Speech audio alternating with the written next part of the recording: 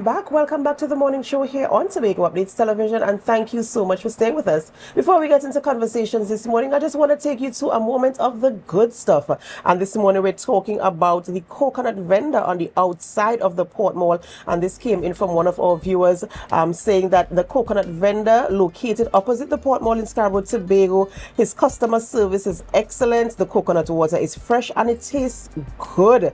The location is ideal and it gives support to the tourism. Let us give support to the tourism product. It speaks to a true Caribbean flavor. So let us join together to promote tourism on the island of Tobago. We're talking about good customer service here. We're talking about a good product here. And of course, we must give kudos to the coconut vendor on the outside. And this came in from Mr. Colwyn Chris Perry. He identified this person. And of course, we must support our very own. When we see something good, let us applaud it and let us do good by ourselves. I mean, we're promoting ourselves here on the island of Tobago. All right, so we're going to begin conversations this morning. We have with us Mr. Barry Lovelace, and he is the Marine Park Manager in the Department of Marine Resources and Fisheries. And this morning we're going to be talking about the coral reef crisis in Tobago. Good morning and welcome. Good morning, Adanna, and good morning, Tobago. Good morning, Atel. Good morning, good morning. Right, so it is a pleasure having you here, and sometimes there are topics that we sometimes overlook. And this morning we're talking about our coral reef. And we're talking about a crisis. Some people might be trying to figure out why is it important to talk about the crisis that occurred on a coral reef. But more importantly, why is it important that we preserve the coral reef? What is the significance of having a coral reef in our geographical space? All right. Well, can you imagine Tobago without coral reefs, without the Bucco Reef, without the reefs in Speyside, Charlottesville? Can you? Tobago the identity of Tobago will change, right? Okay. And so coral reefs are tremendously important to us. Now, typically, the average person may not have opportunity to dive and to have the close-up look at what's happening under there, but it's a whole different world under there. And so sometimes we tend to have that attitude of out of sight, they saying out of sight, out of mind, right? So I'm here to bring a little bit of awareness from the deep this morning, right? Because what has happened last year, 2024, we'd have had the worst coral bleaching event on record. But worldwide that is, right, happening. And I don't know if people are aware of that, right? And what is even coral bleaching and what causes it, So yeah, right? It's very intriguing to have this conversation. Yes.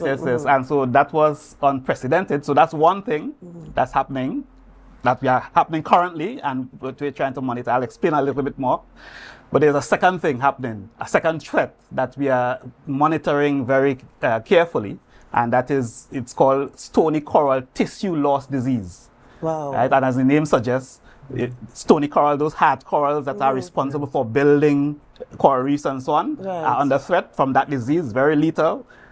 Now, it's in the Caribbean, right? And we've not seen it here yet, but it's something to look out for. So those are the two main things I want to delve into. But you asked in terms of the importance of reefs.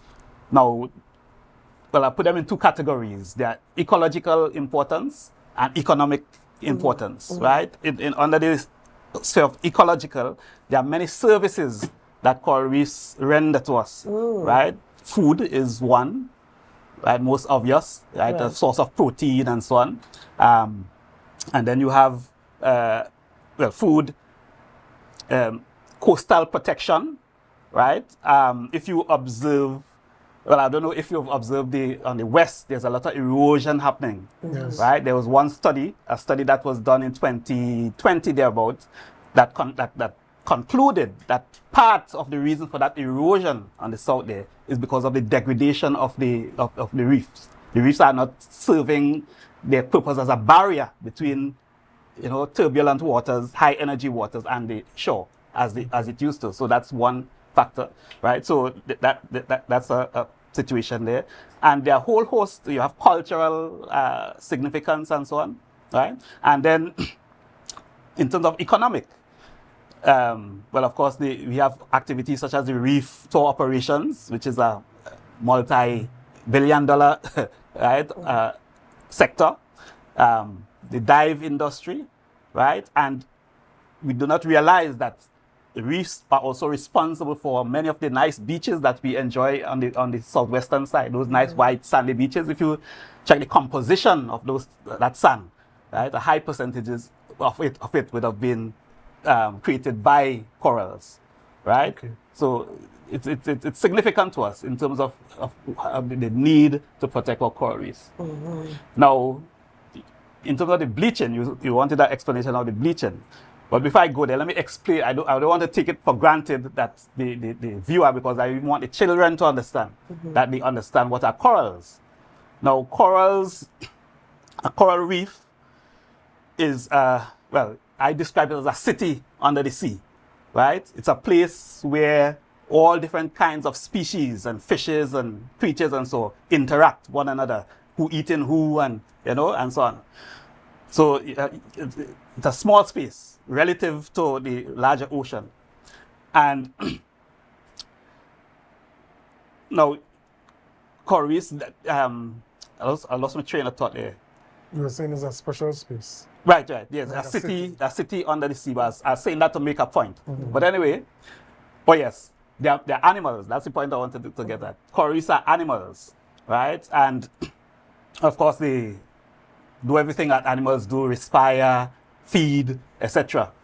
But the thing is, they live in close partnership with another organism, an algae, right? Or some people pronounce it algae, right? This algae lives in their skin. It's what we call a symbiotic relationship. They depend on each other, right?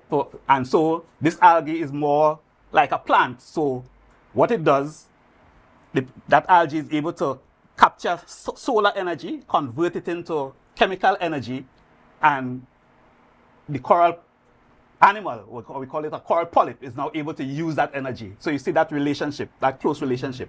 Now, what happens when the coral polyp, the animal, is stressed?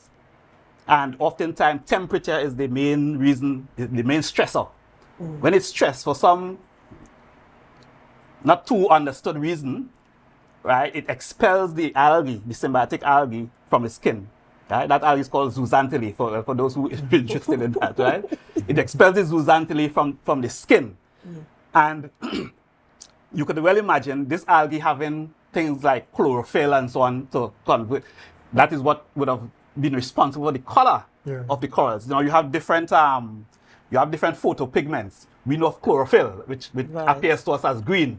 There are also others like xanthophyll, I think that is red, and yellows and so on. So the different corals have different kinds of pigments, and that is what is responsible for the different colors. When we go underwater, we see all these beautiful colors and so on.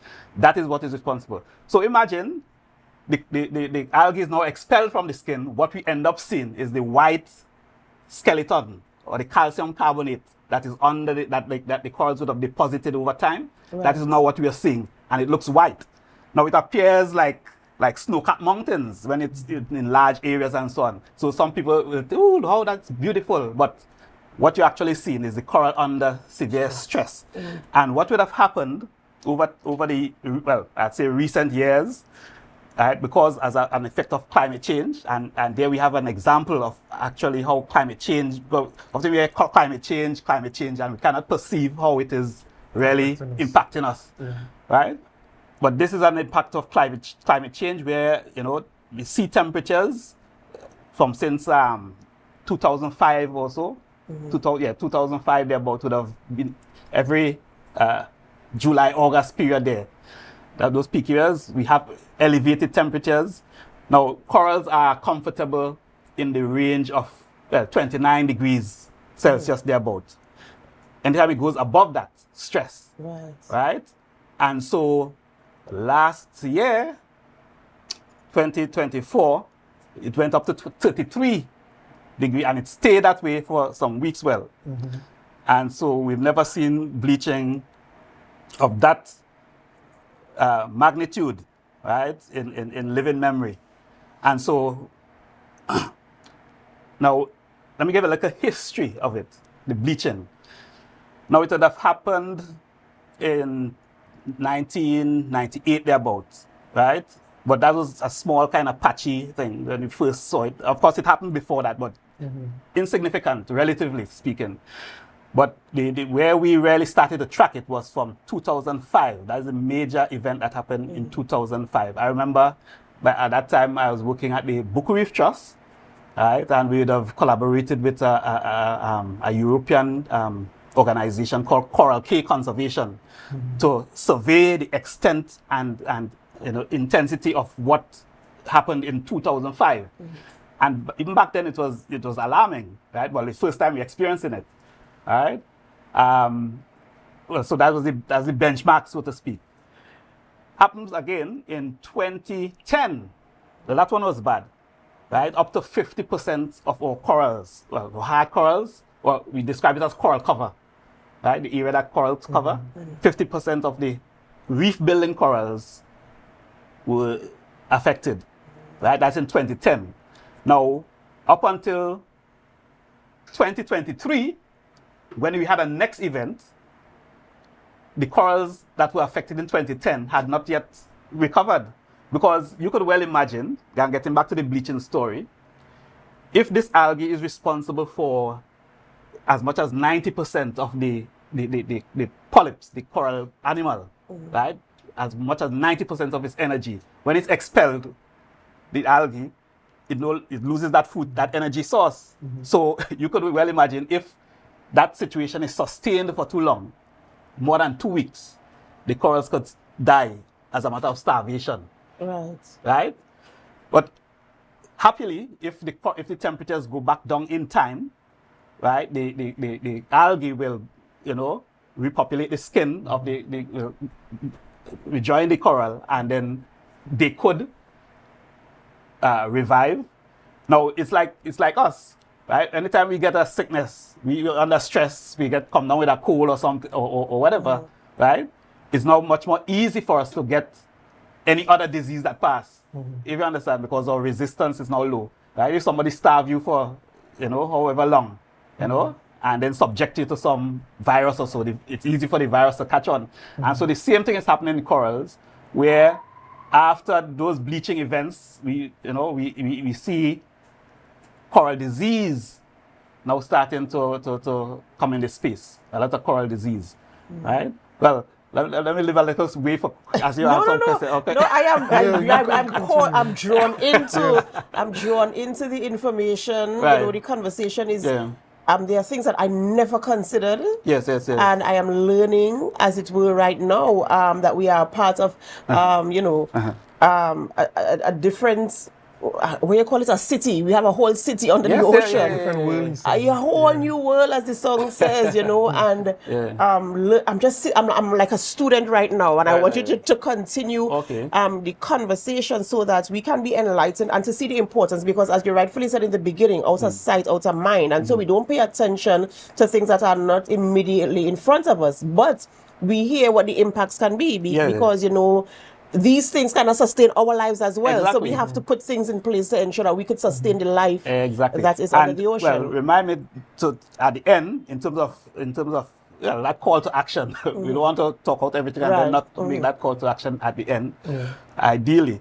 But yes, indeed, it's a very concerning situation with the bleaching. And what are some of the impacts that is seen in Tobago as it relates to this latest bleaching incident? Right.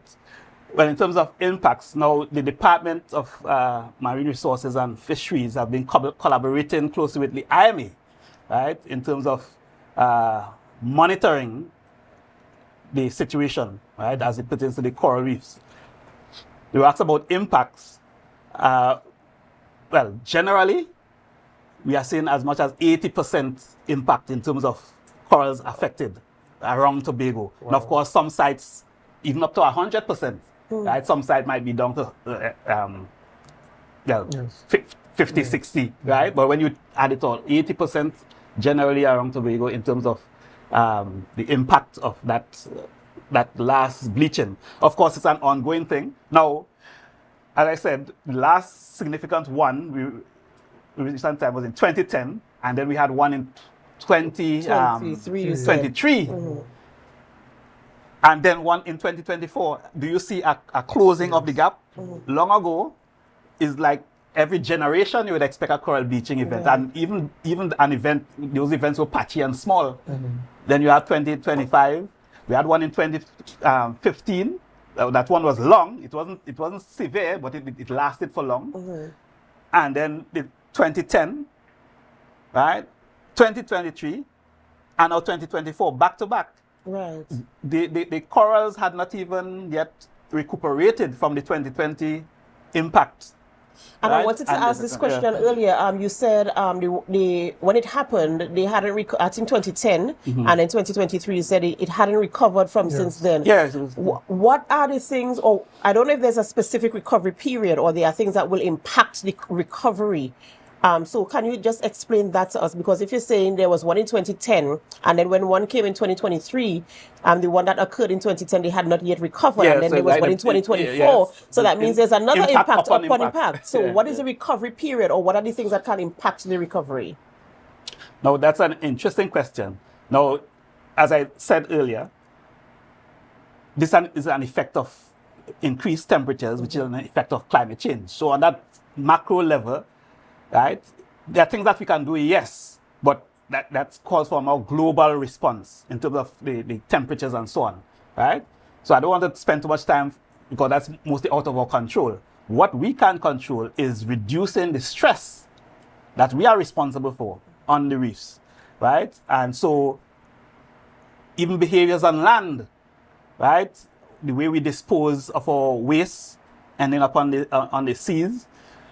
Very important, the way we dispose of our nutrients or solid waste, right? Because what happens, all the nitrates we give off as waste in wastewater and so on, those nitrates, now the bacteria, people often think of the bacteria alone. The bacteria may die after a period, but the nitrates, that gets dissolved in our surface waters and our groundwaters, and where they find themselves eventually? In the ocean. In the ocean.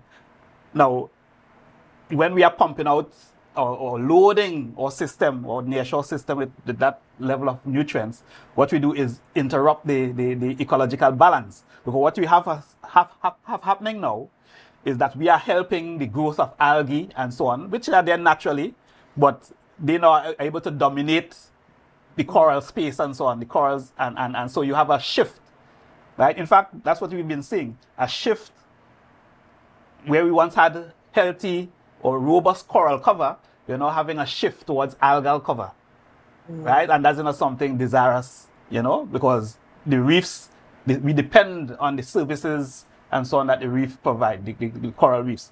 So algae, whereas there is natural, yes, we don't have much, that's not much value to us, right? So yes, so that's the impact that it's having, a shift of that, of the ecosystem, right? And so those are things that we can be conscious of. Now, some of the solutions we can do on an individual level, things like using reef-friendly detergents and products and so on when we interface with the water, when we use, in terms of the types of chemicals we use, to wash and so on, right? All of those things have impact downstream that we don't think about, right? So there, and of course, there's the more direct interface that we have with the reefs, say at Buku Reef, when we go to visit and so on, the way we use that space. Now, Buku Reef, now that's a different segment, so I don't want to go into that too much, but Buku Reef, we see it as our flagship amenity, right? We have the vacation coming up, July, August vacation coming up. A lot of visitors will be here.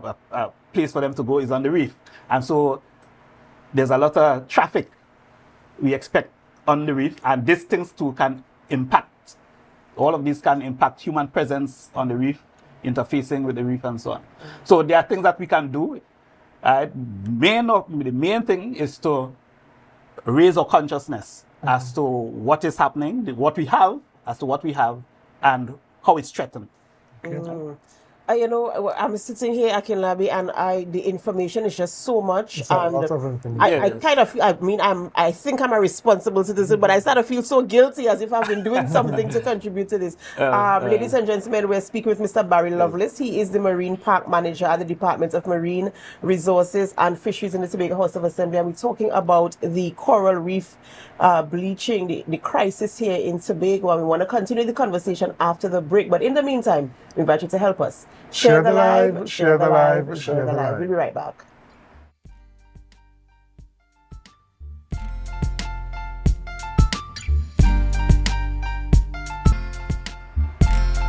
Welcome back, viewers, and we are here at the Tobago Updates Morning Show. We're continuing the conversation with Mr. Barry Lovelace, who is the Marine Park Manager at the Department of Marine Resources and Fisheries in the THA, and we're talking about bleaching in the coral reefs. Now, Right. Mr. Lovelace, when we just ended, you were speaking about the ecological impact of the bleaching on the coral reefs. And I want to discuss a bit about the economic impact, because you know, the average person, you will hear about the ecological impacts and they will just tell themselves, well, okay. Environmentalist. You know, but when they hear about how it's affecting their wallets, that's when people start to pay attention. So could you tell us a bit about the economic impact this can have on Tobago? All right, so let me see if I could do that quickly. Now, in 2020,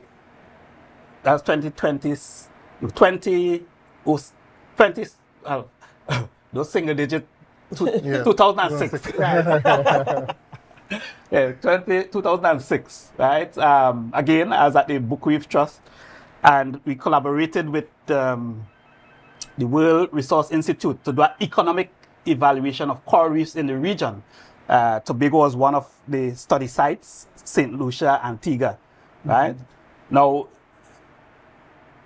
in that year, right, they looked at three factors, three coral reef associated economic indicators in terms of its food, its supply of food, the fish that proteins that we get from fisheries, the tourism value in terms of the, reef bathing, reef boats, diving, right? And then it's the service reefs provide in terms of protecting our shoreline from erosion, protecting our valuable infrastructure and so on, right? And the figure that was changed generally was between $120 million US to $160 million US per year in terms of the economic value. And those were the only three variables that we looked at. We didn't include things like the beaches or the pharmaceutical value or the spiritual and cultural value. We didn't quantify those. So that's way in 2006, right? Other studies would have been done, you know, well, less quoted, but right. But so you can imagine that's an at least value in terms of the if you were to put a dollar value to the benefits we derive from coral reefs. And as I started out, just even if that wasn't so, right? The easiest way to try and think of Tobago without Buku Reef or without reefs, and what a dismal picture that would be. Right? So it's about identity as well. Yes. Right, but before time run out, I wanted to talk about the disease. Right, we spoke about the bleaching, and as I said, I hinted earlier, from since let's say in the early 1990s, thereabouts. After we started seeing bleaching, then we started to see it followed by coral diseases. Right, there are various kinds of diseases that impact, and when I talk about disease, I'm talking about pathological diseases like virus infection, bacterial infection, and so on.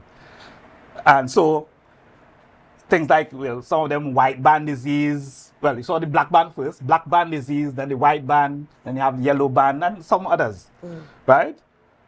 And so, but what has been happening of recent, right? There's this other very lethal and very, what I should say, widespread, fast-spreading disease called stony coral tissue loss disease, that we are seeing in the region. Now, the history of that, it began in 2014 in Florida. It was first sighted in Florida, right? And, well, they have out the picture there. This is an example of Florida. Now, on the far left, That little white patch you're seeing there, that's a disease now beginning to establish itself. Now check the dates on top.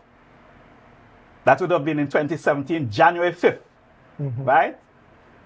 By January 19th, 20% of the corals is dead. Right. Right? And this is not bleaching now, this is death. The coral is actually dead. You no longer have the live tissue. The coral, the white part is just the skeleton. Okay. And by February 1st, 60% dead. Right? I guess by the next month, it will have been 100. This right? is alarming. Alarming. Now, let me put that into perspective. Now, things like white band disease, yellow band disease, and so on. For example, the impacts in 1995, thereabouts, right? It took about 10 years for the white band disease to do 80% damage to the reef. 10 years, right? This particular stony coral tissue disease, it will take 1 year to do that.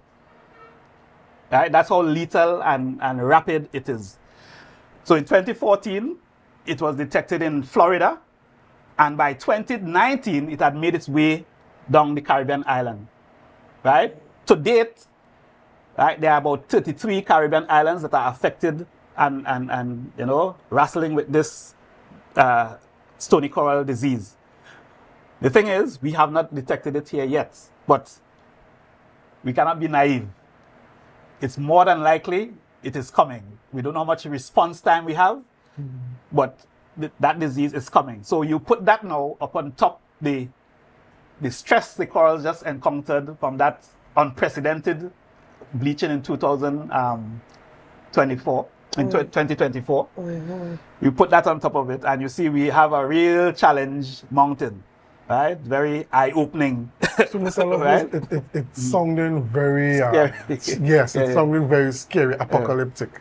But with the bleaching and with this stony coral disease coming, what can we do as citizenry right, to really fight back or to mitigate these diseases? Right. Well, I did point out some that we can do in terms of the bleaching, in terms of reducing our stress on the stresses on the reef, which is the same for the disease as well. But in terms of this disease in particular, I want to give some information. Right. Again, key stakeholders have been collaborating best we can, because these things are new. So we now have to build capacity to respond to these things. And that's a plea that I'm putting out there, that we need capacity to be able to monitor and to track and to respond to these things, right? We can no longer be out of sight, out of mind. We have to bring this, because they're going to affect us. Now, the IMA developed an app on the phone. You can get it at Google Store. I think it's CITT. SEAITT on the Apple Store. You can download that app, and what that app allows for is it you know, especially persons who are interacting with corals, divers, fishermen, reef boat operators, even visitors and so on, right? When you spot, say, a bleaching event or a disease event, you can register it there, right? You can register the location, describe what you see, and you even get a response from one of the scientists, you know, helping you analyze what it is you saw and so on and so on. So I encourage persons to do that, to download that CI app, right? CITT app, and that's one way you can. Now, as I said, the disease is not here. We haven't detected it here as yet, right? And the best thing we can do is early response, detecting it early, right? From what we've learned of the other Caribbean islands and so that are impacted by it, the best way to, to slow down the impact or soften the impact is early detection. Now, how does the disease go from one place to the next? It is transferred by contact, right? And, well, of course, how it comes from one island to the next is either by the currents, the sea currents bring it, or another culprit is the ballast water in ships, That's a main culprit, because oftentimes when they trace back the origin of the disease, oftentimes it's at some port or something like that, which indicates some, ship moving from one place to the next carrying the disease, right? But also on the local basis, if you go at a diseased dive site and you interact there, you can take the disease from that infected site, and then you go on a clean dive site and you deposit so it there. Right. So persons who are divers and so on, we are now, trying to get into their consciousness that habit of disinfecting between dives, or planning your dive in such a way that if you know, and this is where information comes into play, if we know that the disease is at a particular site and we're trying to contain it there, right? We're not saying don't dive at the site, but dive at it last, right? So you go to all the other sites first, and then you dive at the infected site last, and then of course you disinfect your equipment and so on, right? Now this is a disease that is, there's no way. Okay, well, let me back up a little. There is a way that we can resist the disease with antibiotics, right? Because as you saw in the picture, it begins as a small kind of lesion that spreads, right? So if you see it early enough, there's antibiotic cream that you can put around the lesion, and it contains it. Now, this antibiotic thing is expensive. It's very labor intensive. It's a big ocean there, out there, for us to find all the, that's impossible, right? So we have to be very strategic in our approach, even if it's from that standpoint. Some of the corals that are under threat, right, or star coral, mountainous star corals, of which more than 80% of Buku, the reefs of Buku are mountainous star corals, what you call it, bola corals. So that is vulnerable. Grain corals are vulnerable, of which we have many here as well. We often boast about the largest grain coral in the Western Hemisphere in Speyside. That is under threat from this stony coral. So I know it's a lot that we have to consume. But we have to come back and break it down. Exactly, and I just wanted to close in reminding our viewers what they can do. Right. Their responsibility in terms of ensuring that we don't add stress to the coral, so that they have that information. Right. And again, what we dispose of on land reaches the sea. Of course, there's a role for government to play in terms of implementing wastewater systems and so on, and treating systems and so on. Right? We can lobby for those things, become more conscious and lobby as a people for resources to be placed and channeled properly to deal with those things. But in terms of places like the reef and places we visit and so on, know what the guidelines are, right? We try to interface with the stakeholders, right? The reef operators, right? We implore their cooperation and compliance with the rules that govern the park, right? And even things like the sunscreen and so on that we use. They are called reef friendly products that you can use. Become more conscious of these things. And the best thing you can do is find out more, right? Educate yourself on coral reefs. What are these systems that we are so dependent on, but yet we treat as if they're not there?